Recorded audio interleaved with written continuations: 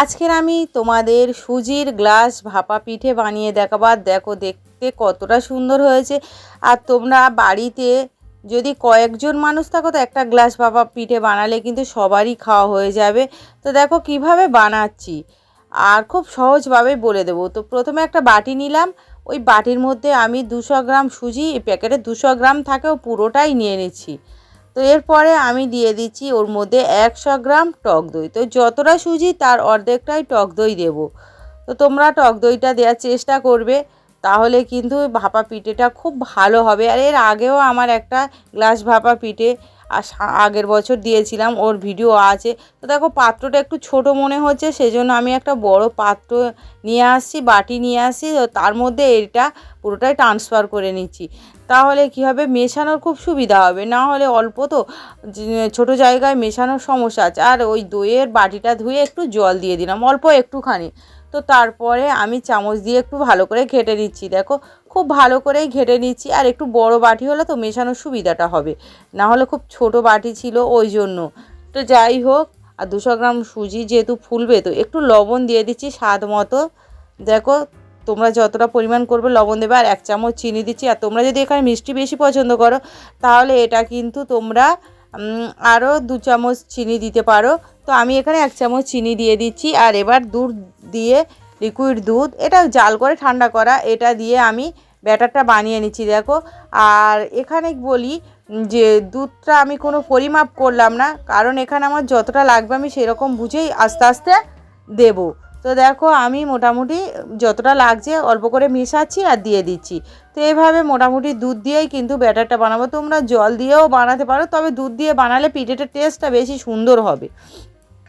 তো যাই হোক, মোটামুটি ব্যাটারটা আমার এরকমই হবে। আপাতত এটা 10 মিনিটের জন্য রেস্টে রেখে দেবো। তো দেখো, তো এটা এদিকে রেস্টে থাক আর আমি এদিকে পুরটা রেডি করে নিই। তার জন্য একটা ফ্রাই প্যানের মধ্যে আমি কোরানো নারকেল নিয়ে নিচ্ছি, এখানে 1 মালা নারকেল নিয়ে নিয়েছি। আর একটুখানি মতো এই তরল দুধটা দিয়ে দেব। তো কোনো জল দিচ্ছি না। তারপরে এখানে গুড়, যে গুড়ের পাউডার, ওটা আমি দিয়ে দেব। কোনো চিনি ব্যবহার করব না। তো এটা এখানে পরিমাণ বুঝেই দিয়ে দেব, মিষ্টির পরিমাণ বুঝে। তো তারপরে একটু মিশিয়ে নিচ্ছি। আর দেখো আমি তো সুজিতে কম দিয়েছিলাম চিনি, একটু লবণ দিয়ে দিলাম। মিষ্টি জিনিস অল্প একটু লবণ দিলাম, তাহলে খেতে ভালো হবে আর টেস্টটা ভালো আসবে। আর একটুখানি একটা এলাচ একটু গুঁড়ো করে দিয়ে দিলাম, ব্যাস ছোটো এলাচ। তো তারপরে মিশিয়ে নিলাম। তো একটু মিষ্টিটা বেশি করার জন্য, যেহেতু আমি মানে ব্যাটারটার মধ্যে চিনিটা অল্প পরিমাণ, তার জন্য আমি কিন্তু এখানে পুরটা মিষ্টি বেশি করব, ওই জন্য গুড়টা পরিমাণ বেশিই দিয়ে দিলাম। তো যাই হোক, তারপরে মিশিয়ে মিশিয়ে এটা একটা ছাই বা একটা পুর রেডি করে নেব। তো দেখে বুঝতেই পারছো মোটামুটি এখনও জল আছে, এই জলটা শুকিয়ে আসা পর্যন্ত আমি এটা কিন্তু মোটামুটি অপেক্ষা করব। আর দেখে বুঝতেই পারছো মোটামুটি জলটা কিন্তু একদম শুকিয়ে গিয়েছে, কড়া থেকে কিন্তু ছেড়ে গিয়েছে। এবার আমি তুলে নিলাম বা ঢেলে নিচ্ছি একটা প্লেটের মধ্যে। একদম এরকম যখন হয়ে যাবে ঢেলে নিতে হবে। তো তারপরে বা একটা চিট মতো ভাব চলে এসছে, তখনই ঢেলে নিলাম। এরপরে এটা কিন্তু একটু ঠান্ডা করে নেব, যেহেতু একটু রোল মতো করতে হবে। তো পুরটা একটু ঠান্ডা হোক, আর একটু ছড়িয়ে দিলাম, একটু ঠান্ডা হোক এটা। আর আমি এদিকে কি করছি, যে ব্যাটারটা বানিয়েছি না, ওই ব্যাটারটা একটু নিয়ে আসছি। দেখো মোটামুটি 10 মিনিটে কিন্তু অনেকটাই ফুলে গিয়েছে। তো এবার একটু জল দিয়ে দিলাম, অল্প একটু একটু ফুলে গিয়ে তো ব্যাটারটা মোটা হয়ে গিয়েছে, বা একটু মানে ঘন হয়ে গেছে, মোটা বলতে ঘন হয়ে গেছে।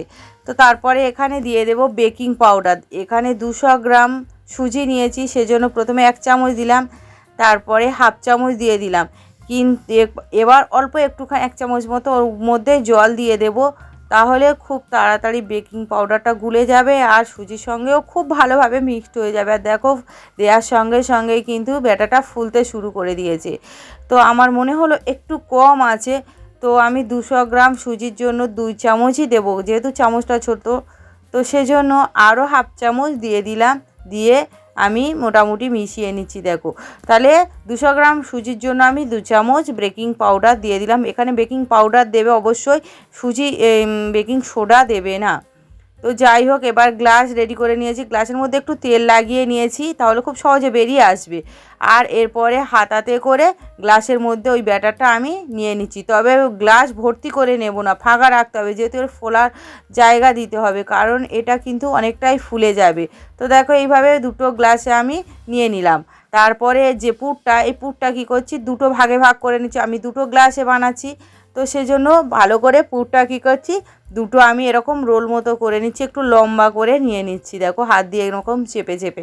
তো তোমরা এইভাবে কিন্তু করে নেবে। দেখো রোল মতো করে নিয়েছি, তো দুটো করে নিলাম। এবার কি করছি, গ্লাসটা নিয়ে নিচ্ছি, আর গ্লাসের মধ্যেই আমি কিন্তু একদম মাঝখানে এইভাবে দিয়ে দেব, কোনো সমস্যা হবে না। আর কিছুটা অংশ মানে ফাঁকা রাখবো, কারণ এটা যখন ফুলবে ওই বাকিটুকু কভার হয়ে যাবে, মানে সেই জন্য পুরো সমানে দেব না।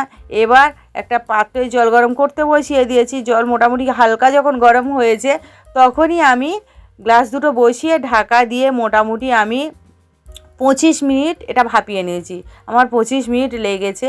তো তারপর মিডিয়াম আছে, আর একটু কাঠি দিয়ে চেক করে দেখছি, দেখো একদম পরিষ্কারভাবে কাঠিটা বেরিয়ে আসলো। তার মানে আমার ভাপা পিঠে একদম রেডি। আর ফুলে দেখেছো পুরো একদম গ্লাস ভর্তি হয়ে গিয়েছে। তো ঠান্ডা করে নিয়েছি, এরপরে গ্লাস থেকে বের করে নিচ্ছি। একটু ছুরির সাহায্যে চারিকাটা একটু চাগিয়ে নেব, মানে ছাড়িয়ে নেব, তারপরে বের করলে সহজে বেরিয়ে আসবে। দেখো দেখতে কতটা সুন্দর হয়েছে। দেখো একটা গ্লাস থেকে বের করে নিয়েছি, তো আরও একটা গ্লাস থেকে বের করে নিচ্ছি। দেখো, তো এই দুটো যদি এরকম গ্লাস ভাপা পিঠে হয়, পুরো পরিবারের খাওয়া হয়ে যাবে, অনেকটাই হবে। দেখো এবার আমি এটা পিস করে দেখাবো।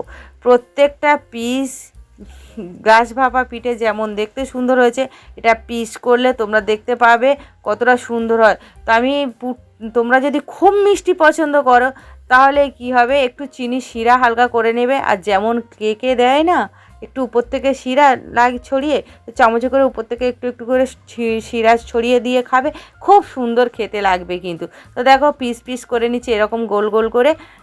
তো দেখতে কতটা সুন্দর হয়েছে তোমরা কিন্তু দেখে বুঝতেই পারছো।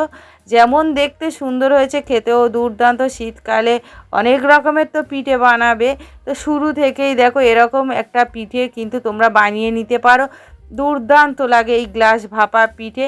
আর বাচ্চারা তো ঘুরে ফিরেই খায়, আর সুজি দিয়ে যেহেতু বানানো, বাচ্চাদের তো মানে দিলে খুব ভালো। তো আজকের এই রেসিপিটা তোমাদের যদি ভালো লাগে, তাহলে প্লিজ আমার চ্যানেলকে লাইক, কমেন্ট, শেয়ার। আর নতুন বন্ধুদের বলে রাখি, যারা এখনও চ্যানেলটা সাবস্ক্রাইব করে রাখুনি, প্লিজ চ্যানেলটা সাবস্ক্রাইব করে দেবে, যাতে পরবর্তী ভিডিও দেওয়ার সঙ্গে সঙ্গে তোমরা দেখতে পাও। আর দেখো কতটা জালিদার, কতটা মানে সুন্দর হয়েছে, তোমরা দেখে বুঝতেই পারছো কতটা মানে ভেতরে জালি জালি হয়েছে। তো ফেসবুক থেকে যদি, আর আমার ফেসবুকে পেজ প্রোফাইল আছে, সেখান থেকে যদি দেখো, তাহলে প্লিজ পেজ প্রোফাইল ফলো দিয়ে দেবে, কারণ সেখানেও সবুজ সাথী রেসিপিস নামেই কিন্তু আমার পেজ প্রোফাইল আছে।